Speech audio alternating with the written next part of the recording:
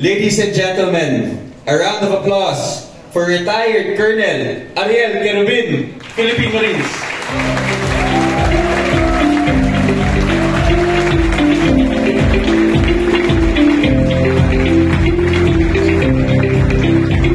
Please sit down. Magandang araw po sa inyong lahat.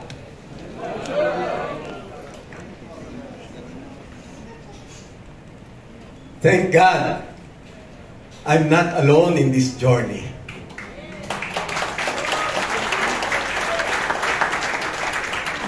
It warms my heart to stand before all of you today in this historic Hall of Club Filipino, where our nation's history has been shaped and the dreams of the Filipino people have been forged. This place is more than a venue. It is a symbol of our shared journey and collective aspirations.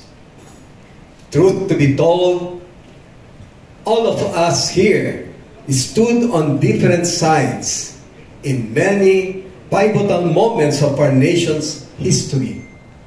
From martial law to EDSA, from the 1989 coups to EDSA 2 and 3, from Oakwood to the Marine standoff and the Manila Peninsula siege.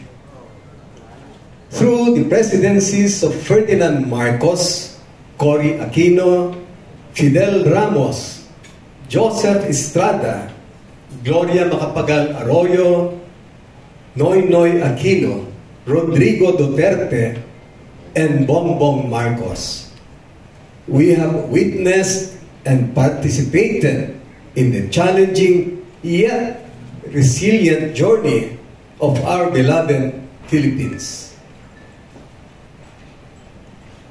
Yet, despite our varied allegiances and experiences, we gather here today not as allies of many political factions, but as brothers in arms who have once and always will put our lives for our children, families, and fellow Filipinos. We stand united in our service to the Philippines, in our service to God. We find ourselves at crossroads. Our people are frustrated by the pervasive issues that plague our daily lives. The continued corruption in some government agencies that undermines our progress. The persistent poverty that denies many Filipinos the chance for a better life. And in the inadequacies of our infrastructure that stifle our growth. The high inflation rate that drives up the cost of consumer goods, making life more difficult for the ordinary Filipinos, adds to our collective burden. The bullying in the West Philippine Sea threatens our sovereignty, while the proliferation of illegal pogos brings social issues that affect our communities. And the call for the modernization of our military to secure our nation and uphold our sovereignty with the respect it deserves is nothing short of urgent and vital for our survival as a free nation. Sawa na ang ating mga kababayan sa gutom at hirap.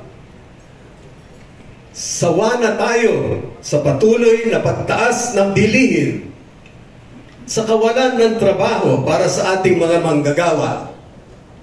Sawa na tayo sa pang-aapi at panggigipit sa ating mga karagatan.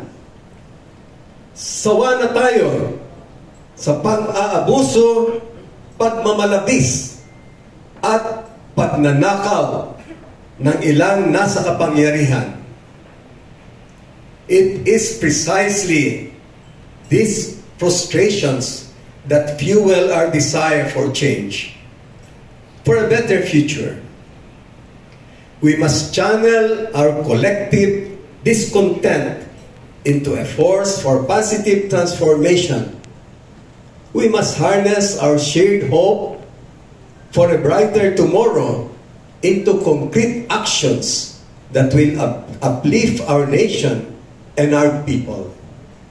As we look ahead to 2025, let us remember that our mission transcends mere electoral success. It is a quest for the soul of our nation.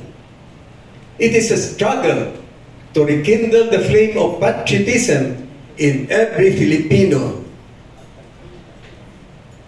To remind ourselves and our fellow countrymen that the Philippines is worth fighting for. Our history is a testament to our resilience and our capacity to rise above adversity. Kaisa po ninyo ako sa pagguhit ng kinabukasan kung saan ang demokrasya, hustisya, ginhawa at kapayapaan ay hindi lamang mananatiling hangarin, ngunit magiging realidad. I express my deepest gratitude to all of you for placing your trust in me as we approach the crucial elections of 2025. The election represents more than a political contest.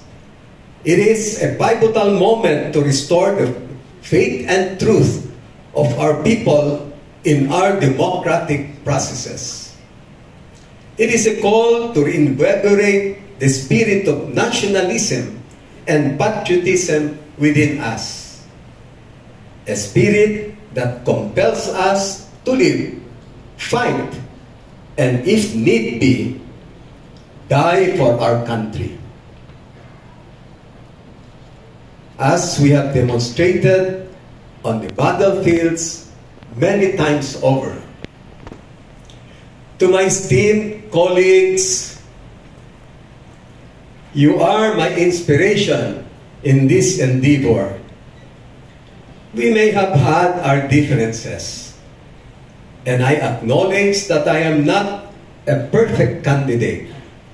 However, your presence here today, your unwavering support, and your belief in what we can achieve together are the pillars upon which I stand.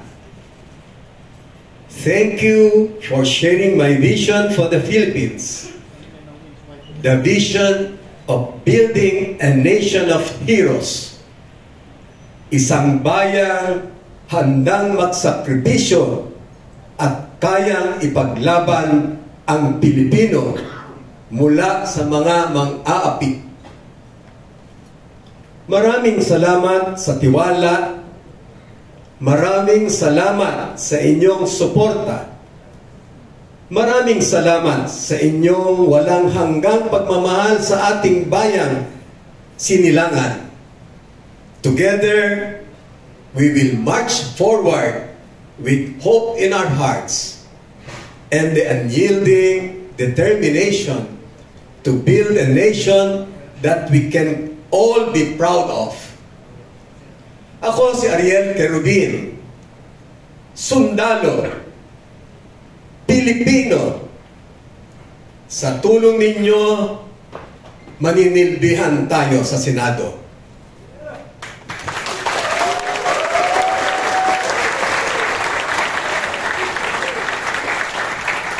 Mabuhay ang ating sandatahang lakas, kapulisan, at ang Coast Guard.